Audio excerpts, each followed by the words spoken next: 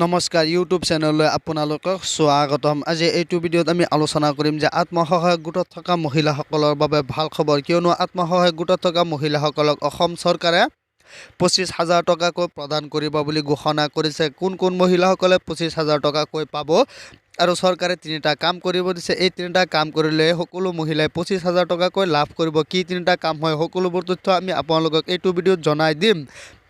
ভিডিঅ'টো অলপ স্কিপ নকৰাকৈ সম্পূৰ্ণৰূপে শেষলৈকে চাই থাকিব। বলক ভিডিঅ'টো আৰম্ভ কৰোঁ। আপোনালোকে টকাটো কেনেকৈ লাভ কৰিব, কি কি আঁচনিৰ জৰিয়তে লাভ কৰিব, আমি A to Z জনাই দিম। প্ৰথমতে মুখ্যমন্ত্ৰী মহিলা উদ্যোগমিতা আঁচনি, এই আঁচনিৰ জৰিয়তে আপোনালোকে 25,000 টকা লাভ কৰিব। আত্মসহায়ক গোটৰ প্ৰতিগৰাকী মহিলাক এই আঁচনিয়ে সাঙুৰি ল'ব। ইয়াৰ বাবে মহিলাসকলে কৰিব লাগিব 3টা কাম। ইয়াৰ বাবে 3টা কাম কৰিব লাগে। কি কি কাম কৰিব লাগে আমি আপোনালোকক জনাই দিম। প্ৰথম পৰ্যায়ত মহিলাসকলে প্ৰস্তুত কৰিব লাগিব এটা বিজনেছ প্লেন। প্ৰথম বছৰত মহিলাসকলে চৰকাৰৰ পৰা বেংক একাউণ্টত পাব 10,000 টকা।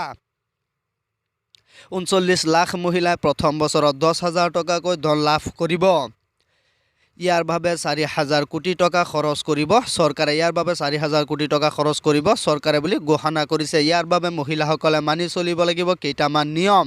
কি কি নিয়ম মানিব লাগিব আমি আপোনালোকক জনাই দিম। সাধাৰণ শ্ৰেণী আৰু OBC মহিলাৰ 3টাতকৈ অধিক সন্তান থাকিব নোৱাৰিব। 3টা সন্তান থাকিলেহে এই আঁচনিটো লাভ কৰিব।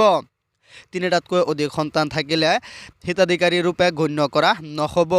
মৰাণ, মটৰ, চাহ জনগোষ্ঠীৰ মহিলাৰ 4টাকৈ সন্তান থাকিলেও পাব এই আঁচনি।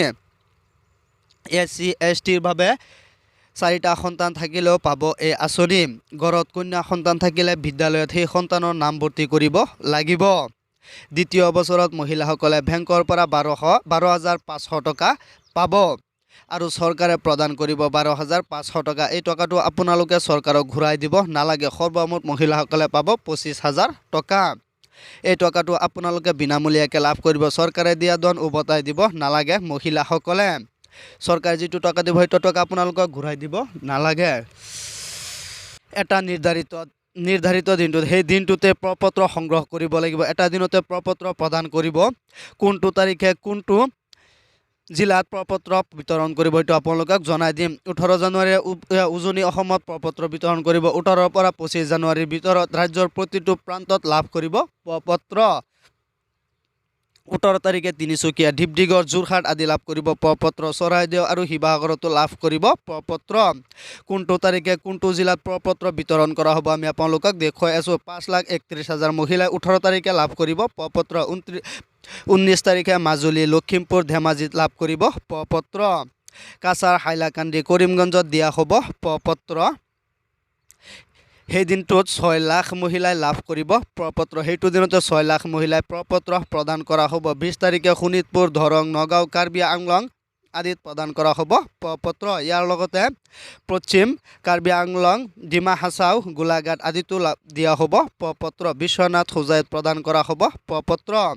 কোনটো তাৰিখে কোনটো জিলাত প্ৰপত্ৰ প্ৰদান কৰিব সেইটো আপোনালোকে ভালকৈ জানিব লাগিব। 20 তাৰিখে লাভ কৰিব 10 লাখ মহিলাই লাভ কৰিব প্ৰপত্ৰ। কিয়নো আপোনাৰ যিটো জিলা হয় সেইটো জিলাত কোনটো তাৰিখে প্ৰপত্ৰ প্ৰদান কৰিব সেইটো আপোনালোকে জানিব লাগিব। তেতিয়াহে আপোনালোকে প্ৰপত্ৰটো সংগ্ৰহ কৰিব পাৰিব।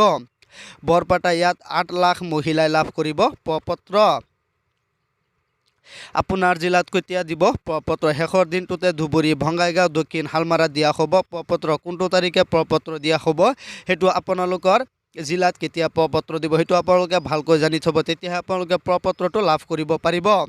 ইয়াত চাব পাৰিছে মোবাইল স্ক্ৰীণত শ্ব' হৈ আছে যে কোনটো তাৰিখে কোনটো জিলাত প্ৰপত্ৰ বিতৰণ কৰিব আৰু প্ৰপত্ৰটো আপোনালোকে পঞ্চায়তৰ পৰা সংগ্ৰহ কৰিব লাগিব। আপোনালোকৰ যিটো গাঁৱৰ পঞ্চায়ত হয় সেইটো পঞ্চায়ত, ইয়াত চাব পাৰিছে প্ৰপত্ৰ গাঁও পঞ্চায়ততে লাভ কৰিব পাৰিব। আপোনালোকৰ গাঁও পঞ্চায়ততে আপোনালোকে প্ৰপত্ৰটো লাভ কৰিব পাৰিব।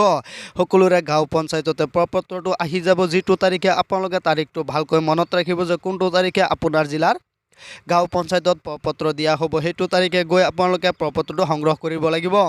অমৃত বৃক্ষৰ সময়ত ৰোৱা গছপুলিসমূহৰ বাবে যিসকলে গছপুলি লগাইছিল তেওঁলোকেও পাব টকা।